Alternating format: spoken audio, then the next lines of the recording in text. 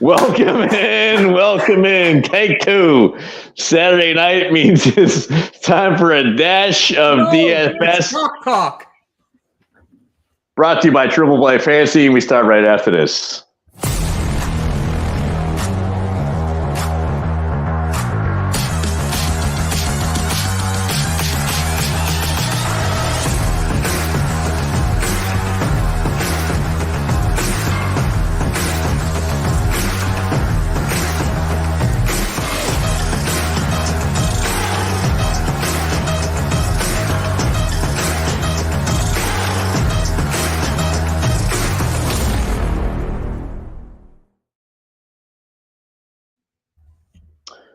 Well, I may be relinquishing my host duties after messing up the name of our show. Yeah, DFS Chalk Talk.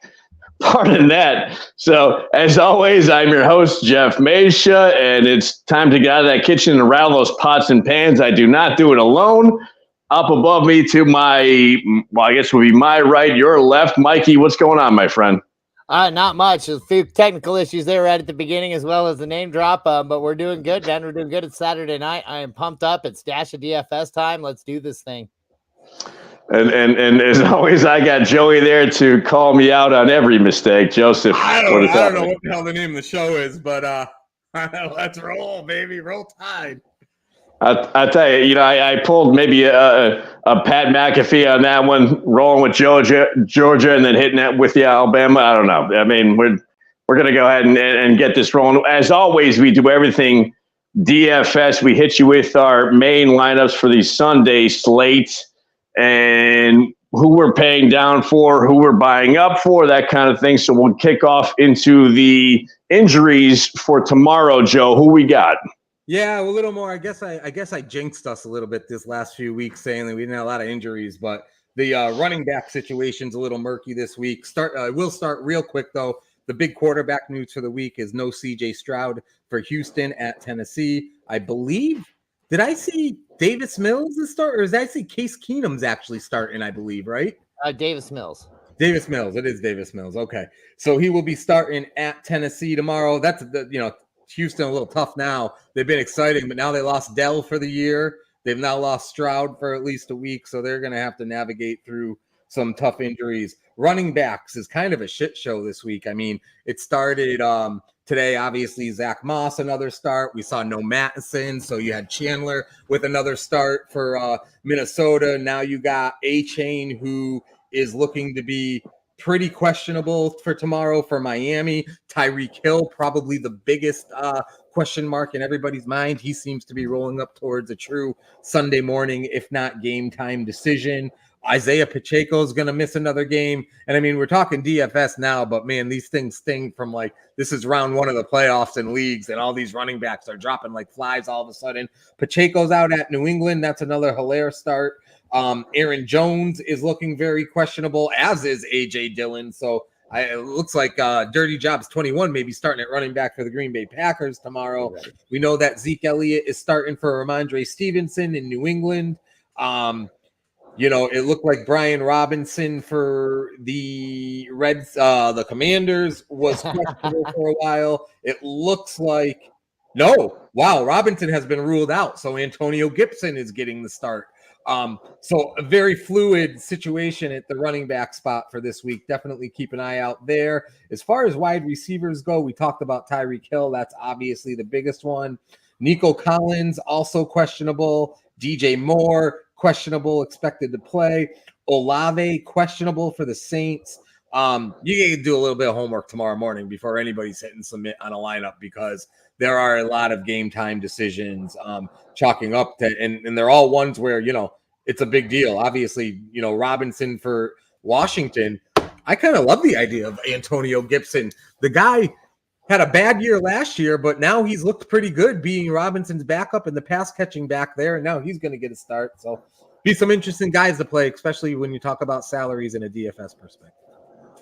I mean, big time. And I mean, was Gibson looking that good? I mean, he looked good last week, I guess. I mean, this entire year, has he looked that good? I don't know. I mean, considering how good Robinson's been, I feel like Gibson is moved in to get his still most weeks. Let's take a look real quick. So his last 4 DraftKings games, Antonio Gibson, 11 points, 6 points, 16 points, 12 points, 9 points. So he's been relevant. He's been really relevant there. That's the weirdest team of the year. Like, I don't know, man. Sam Howell's going to lead the league in passing yards, yet they're a disaster. And I'll tell you what, I'm going to blame Mike on that one because he started the DFS season with Sam Howell as his guy, and I think that jinxed the Red/Command team in Washington for the entire year. Yeah, no, that's a tough one right there. You know, like I said, I was pretty high on that Sam Howell. And that guy, like, flat has got it done day in, day out. Every single time he's out there, he's getting the job done. And yet he's doing it without Johan Dotson or Terry McLaurin somehow, or Logan Thomas. So he's basically just, I think he's throwing the ball to himself at this point in time. But yeah, Brian Robinson was a big deal on that offense. And I think Antonio Gibson will be a solid start this week as a result. And we got our man Thompson saying he's here, joined us. And we got our boy Troy Eisner saying he joined us as well. So welcome to the show, guys. Good to have you. Love to have you. Yeah. Well, welcome to the shit show. We're here to have the happiest DFS since Bing Crosby tap danced with Danny fucking K. So in any case, having said that, we'll go ahead with lineups, and I'm going to start with Mike. Mike, who you got lined up wise, and let's debate what you got going on. So I'm going to be starting out with Matt Stafford. I think at 7,200 against at home against the Red/Commanders. I think that they're going to be pretty damn good. I think he's going to be a solid start. He's been passing the ball about 30, 40 times a game. I'm loving that volume. I'm sticking with that volume. I got Derrick Henry. I'm paying up for him. We got him at 8,300. He's rushing. He's going up against Houston, and Houston is a decimated team right now. I think that's going to be a game they're going to pace on the ground quite a bit, and I think Derrick Henry is going to be a huge part of that. But I also love Tajay Spears. But Derrick Henry at the 8,300 price tag, I think is going to get me 2 touchdowns from that position. Raheem Mostert at home against the Jets. I think that the Jets are going to get ran over again tomorrow, as if it's any other week. And Raheem Mostert usually gets his before A-Chain gets his. And I have A-Chain going for a pretty big game tomorrow, too. Curtis Samuel at the wide receiver 1 spot at the Rams, 6,300. They're the 24th ranked defense against the pass. Curtis Samuel's been basically the only guy on that team you can start reliably as any kind of pass catcher on that team. Jaden Reed's been doing everything to get a lot of points, get things done. He's finding the end zone. He's a big red zone target, so I like him. Green Bay at home against Tampa Bay for 6,100. Sign me up. Rashee Rice at New England. I think Rashee Rice is going to be a guy that we see probably a mid-value draft next year. And I think that's going to be a huge one because I think Rashee Rice has nowhere to go but up with this team, especially with Kelsey aging and looking the way he's looking. We got Cade Otton at the tight end position at Green Bay, 5,200. They're a lower tier defense against the tight end position. So I'm really liking Cade Otton. I think Baker Mayfield does depend on him a little bit in the red zone. He's been letting him down, but we're going to see if he can turn that around this weekend. And then to stack up with Matty Stafford, I got Puka Nacua this week. He had an off week last week, and he still got 70, 80 yards in the air. And so give me Puka Nacua, and I think he's going to do great against Washington. And then the defense I'm rocking out this week is going to be the Tennessee Titans defense. I think, again, against Houston, when we're wondering if it's going to be Davis Mills or Case Keenum at quarterback, I can tell you I'm not very worried about either one of them. The Titans defense has been looking better and better every week. So that's my lineup. Go ahead, destroy it, gentlemen. Who was your flex? I missed your flex. My flex was Puka Nacua. Yeah. You want to start, Jeff? Well, I mean, I'll say this. I mean, Nacua, he has been great. Don't get me wrong. It just seemingly he's been almost like kind of week to week, a little bit inconsistent here and there. I actually really do love the Rams play this week against Washington because their defense has been beyond atrocious, and people have been putting up points against them hysterically. But Nacua, I mean, I don't know if Kupp's. It's almost like Kupp's the man, then Nakua's the man, then here we go with Kupp again. So it's kind of tough to say who's going to be the guy this particular week. I don't know what you think, Joe. I really like that matchup for them this week offensively. I can't really shit on that lineup because I have multiple of the same guys in there, so which is always good to hear in a way. I absolutely got to laugh at the Rice pick because he nailed me. Mikey raped me last week for starting Rice, and so, but yeah, I mean, my mind never changes week to week. As Stephen A. Smith says, the list is always fluid. Yes. But no, I agree with that. I'm starting Stafford too. Somebody made a comment this week. Washington has kind of mailed it in. So I think that what you've seen, especially defensively, they've been getting, I mean, even the Giants scored at will against Washington a few weeks ago. So I'm not sure you're going to see what happened to the Chargers happen to Washington, but the Rams all of a sudden are playing for a playoff spot. They're as healthy as they've been all year. That offense is starting to click. And Washington's playing for nothing with probably a deadbeat coach or whatever they call him at this point, because he's probably not coming back. So I do like picking on that matchup quite a bit. And Mostert, A-Chain's questionable right now against the Jets. You gotta love the idea of Mostert, especially if A-Chain doesn't play. Henry makes me a little bit nervous. He doesn't catch the ball either, which always kind of makes me a little, about paying that kind of money. But the Titans, I mean, you can't argue with what they just did on Monday night against Miami.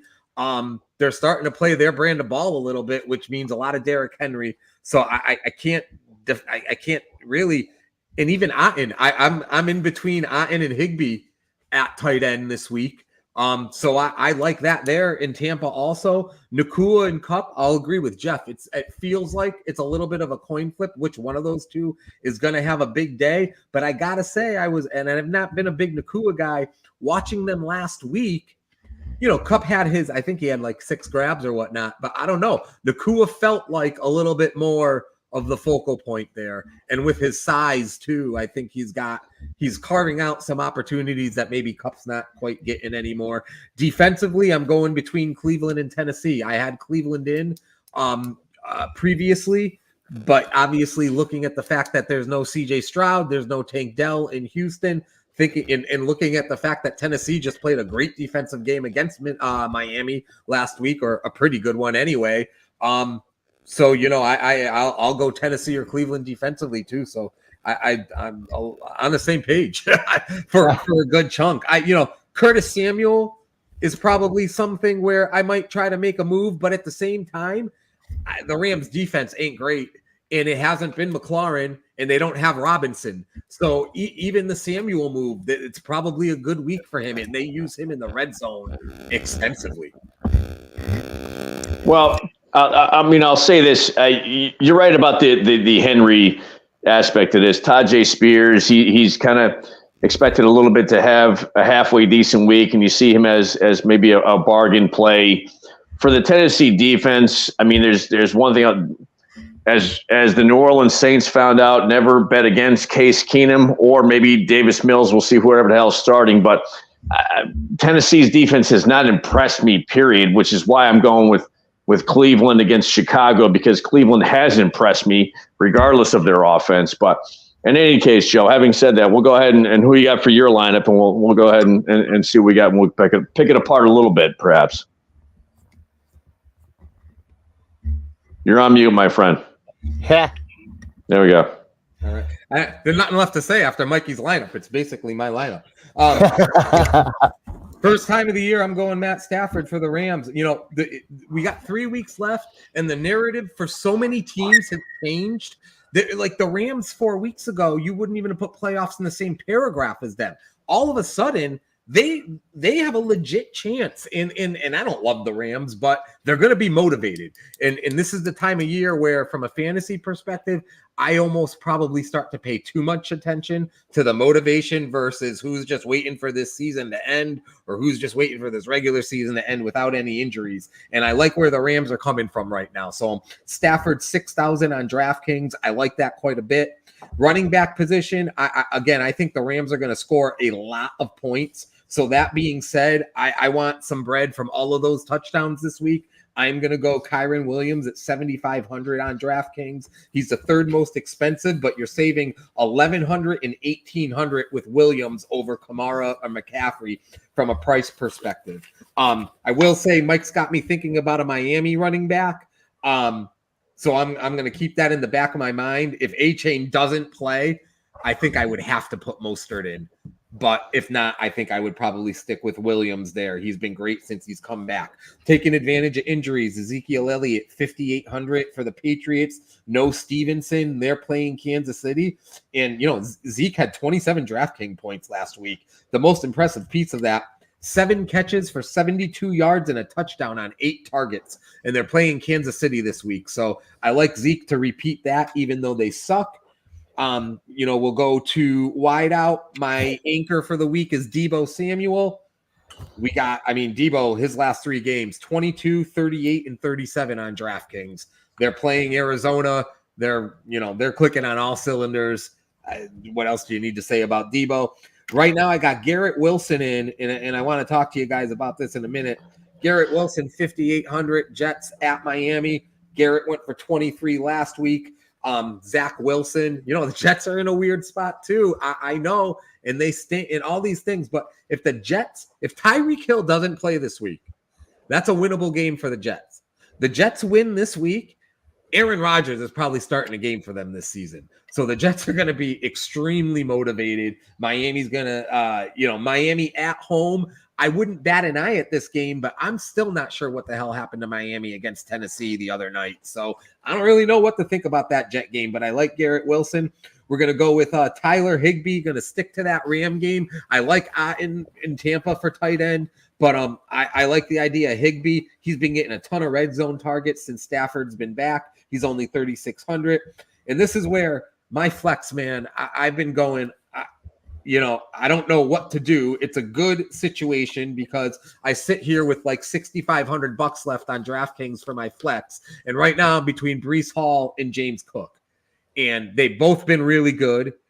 My thing with Hall is if I play Hall, I feel like, well, then maybe I want to take Garrett Wilson out because let's not get carried away, Joe, right? Do we really want 2 Jets in our lineup? I'm not that excited. But at the same time, my instinct was to go Hall. But then when you look at what Cook has done, and somebody reminded me also of the offensive coordinator change there in Buffalo a few weeks back, or not offensive coordinator change. I should play change, right, Mikey? Yeah. Offensive coordinator. Yep. They did. Okay. So since they changed coordinators, Cook's gone for 16, 19, 16, and 25 on DraftKings. And he's another one last week. 5 for 83 and a touchdown receptions. So James Cook all of a sudden has become relevant. So I'm liking him at flex. And then, the Tennessee defense on DraftKings is 200 more than the Cleveland defense. So I am going to stick with Mr. Jeffrey Allen Mesha there. I'm going to stick with that Cleveland defense home against Chicago.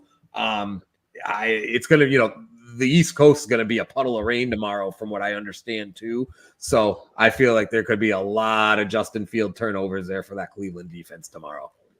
So nail me to the cross, brothers. Should be interesting. And you're right. I was actually going to bring up the Joe Brady factor in Buffalo. Since he took over mid-November, James Cook is averaging 19 touches and 114 yards a game, and he's a running back 5 in fantasy, which is why I say you never go 2 Jets, by the way. I don't know. I'll maybe concede to the Garrett Wilson nod, and I do like Breece Hall, don't get me wrong, but with the numbers from what Cook is putting up since Joe Brady has been coordinator, I think you can't deny that. I don't know what you think, Mike. Well, real quick, and let me give you a scenario, Mike, and then I'm going to let you answer. So right now it's Garrett Wilson and Cook, but I could make that Rice, your buddy, with Breece Hall. Which combo would you have, Wilson and Cook or Rice and Hall? I think I'd rather have Rice and Hall myself, just because of the fact that I like Rice a lot this week to be pretty dominant on that offense. Breece Hall's been looking pretty good after the past 2 weeks. He's been looking a lot better. Zach Wilson seems to target him a little bit more than whoever else has been playing quarterback over there this season. I know they've changed a few different times over there. So I think I like that combination a little bit better.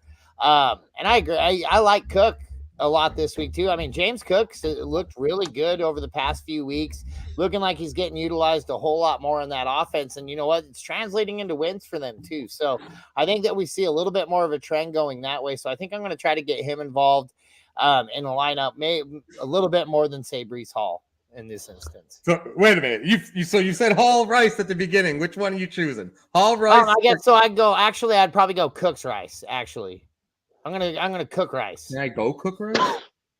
You're gonna cook, so you're gonna stay away from the Jets totally. Then that's not. I like to try to stay away from the Jets at all costs. Yeah.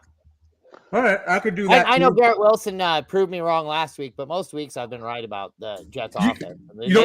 Stagnant. Zach Wilson coming out there and saying I'm going to play for everything and blah blah blah. He's done this before. He's probably going to just go out there and give us another flop donut like he's good at tomorrow. I fear, and Jeff, I'd like to hear I don't fear Garrett, missing out on Garrett Wilson. A good week for him is pretty much 15 to 20. He's not going to go much over that. I do fear, Hall went for 26 last week, although before that he was going for like 10, 11 a game. It's a tough call. What do you think, Mish? I do like Mikey's now. Cook Rice. Apparently, his option is the San Francisco treat of Rice-A-Roni. So we're gonna go ahead and go with that. But having said that, so I'm gonna stick with Cook. Don't get me wrong, and I have Rashee Rice in my lineup this week in one of my lineups, which I'll read here in a minute.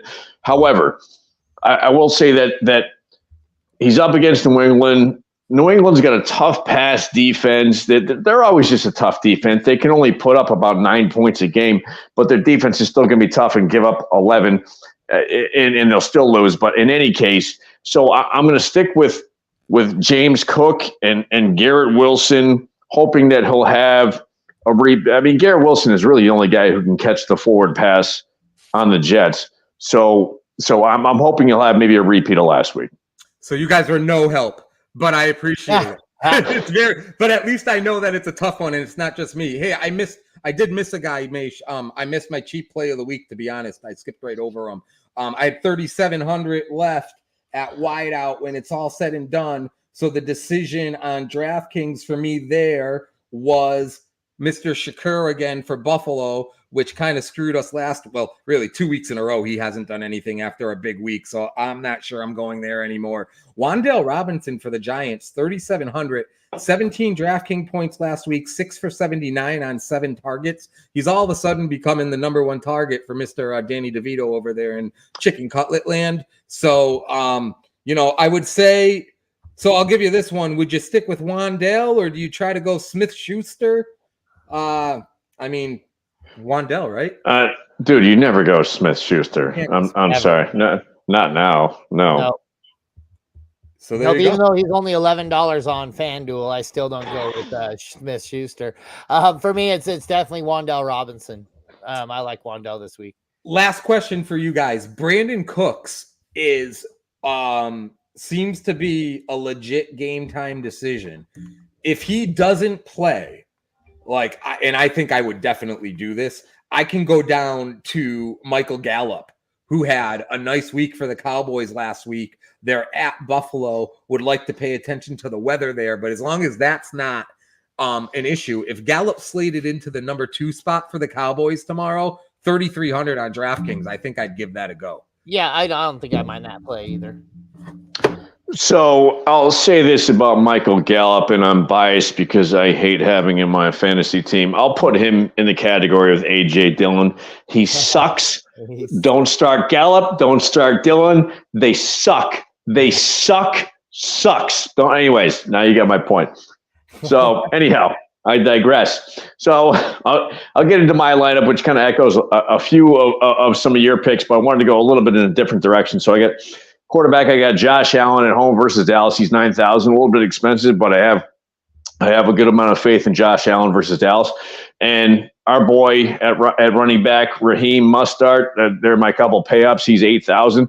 I think that's a freaking bargain, to be honest with you, versus the Jets on FanDuel at 8,000. So And because of that, actually keep going. I'll get you at the end. Okay. Because of that, I'm going a little bit cheaper. Jerick McKinnon, because I have no faith in Clyde Edwards-Helaire at New England. He's 5,500 on FanDuel, so I think that's a halfway decent play.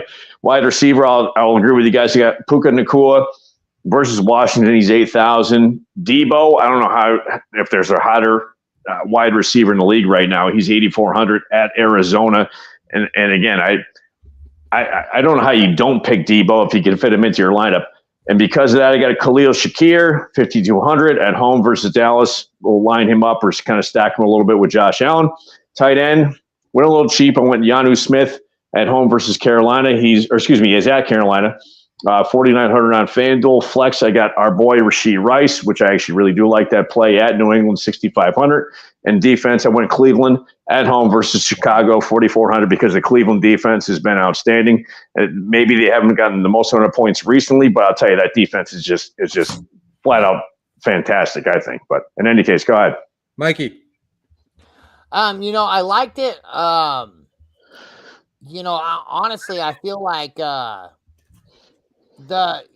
I'm just trying to think of a play I didn't really like right there. And honestly, I'm kind of liking what you're laying down right there as far as a lineup goes. Honestly can't really think of a good disagreement there. It's a solid line, man. Solid line. I'll walk away. Oh. Drop that mic. Drop.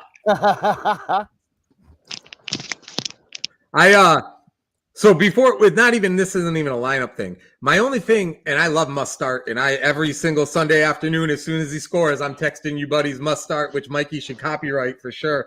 But it is, and you're seeing it in Detroit. If you look at the stats between Gibbs and Montgomery the last 4 weeks, they make 30 if you put them together, but they're pretty much getting like 15 apiece. Gibbs had one big one.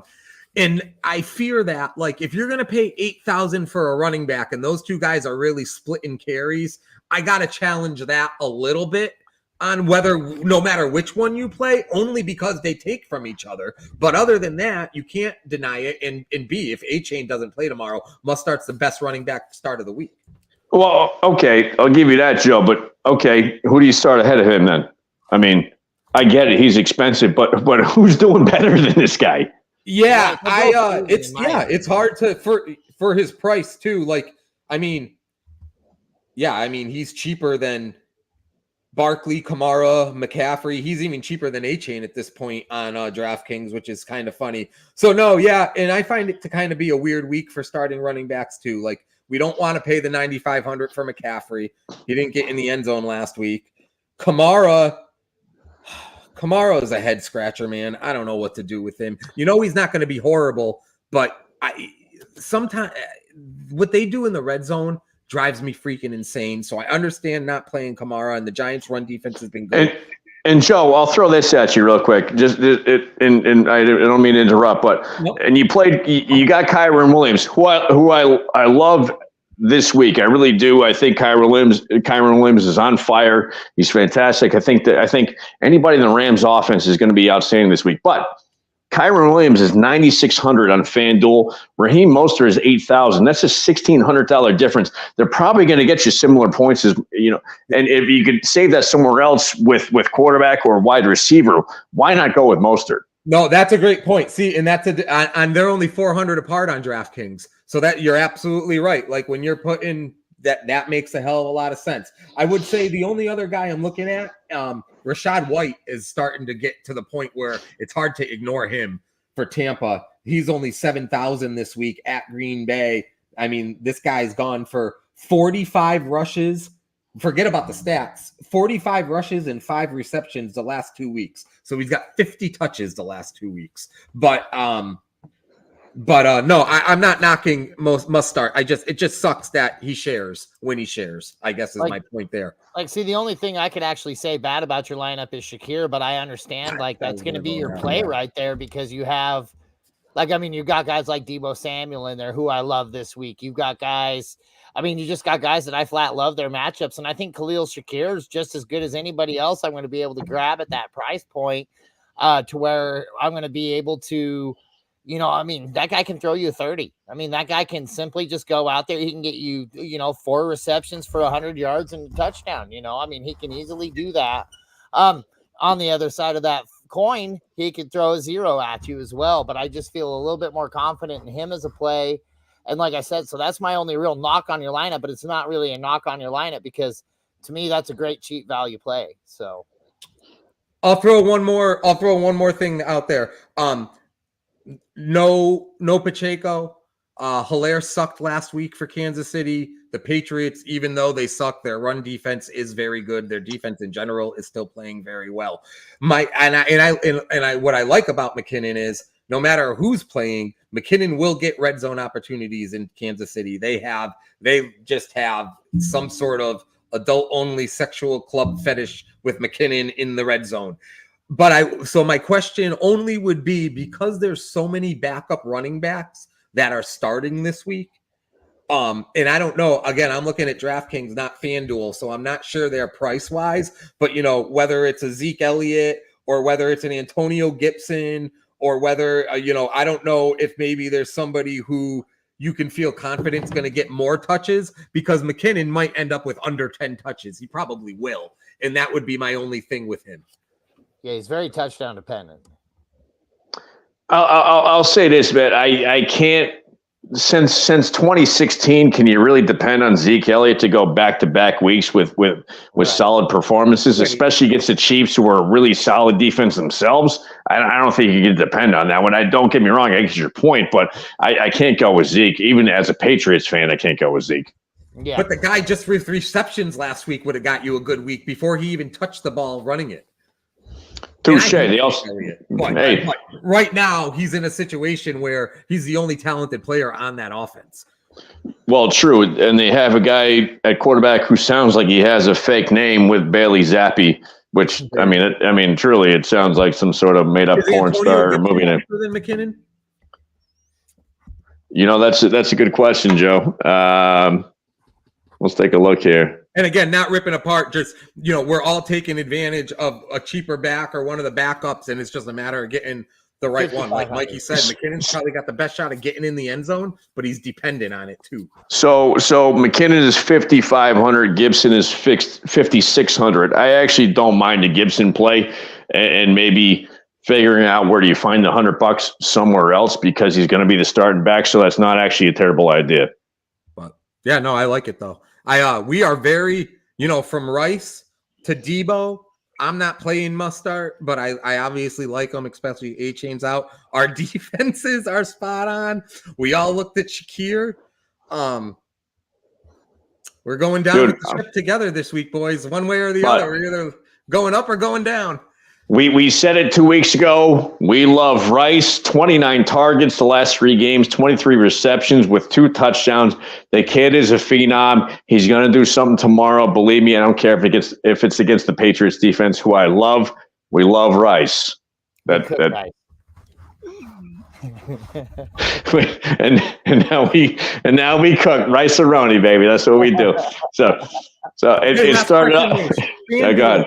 Real one. What is none of us talked about CeeDee Lamb today, which I find kind of interesting because he's been so hot. He's 92 on DraftKings, which is steep. That's like 10,000 on FanDuel.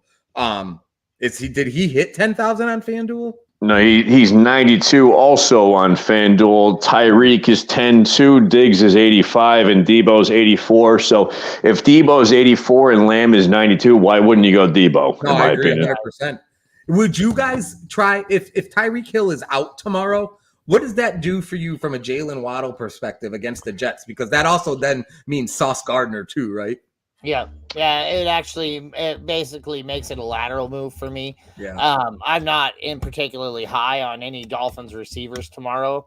But at the same time, he should get the volume play, but I'm not liking it very much. Sauce Gardner's a good back corner. Yeah. It makes me feel way better about Mostert, even more so. Yeah. Yep, absolutely. I like that running game even more. I would love to So- see A-Chain deemed out tomorrow at 11 a.m. because, I mean, I would ride Mostert on props and on everything. Absolutely. Either way, I'm not even worried about it. If A-Chain plays, I'm still starting Mostert, or A-Chain for that matter. If I need to say, because I think that actually A-Chain's 100 more than Mostert in FanDuel. So I like I said, I don't mind either play. I think A-Chain's a great play. I think Mostert's a great play. You're talking to a guy who's won a championship one time when I had Devontae Freeman and Tevin Coleman on my team, and I would start them as my running back 1 and running back 2. And I mean, I just kicked the shit out of people, man. I loved it. Back in that Shanahan offense, baby. Hey, you're seeing it in Detroit right now. It's real. Those two guys are legit doing it fantasy wise. Yeah, Gibbs and Montgomery, both good plays. And to answer that question, A-Chain is 8,500, Mostert 8,000. I mean, why wouldn't you go Mostert? No respect, that receiver. No respect. I tell you, and yeah, I mean, and I think Mike said he would ride A-Chain, but we'll leave that at that. With me starting off the show, screwing up the actual name of the show, and Mike ending it with saying that he would ride A-Chain, I'll tell you, man, this is, again, once again, the happiest Christmas since Bing Crosby tap danced with Daddy fucking K. We will be live tomorrow morning, 11 a.m. for the Blitz to answer all your questions via YouTube and Twitter. So get on the horn. But this is the playoffs now, I assume, in most of your leagues. So let's answer those questions for you. And until next week, we've got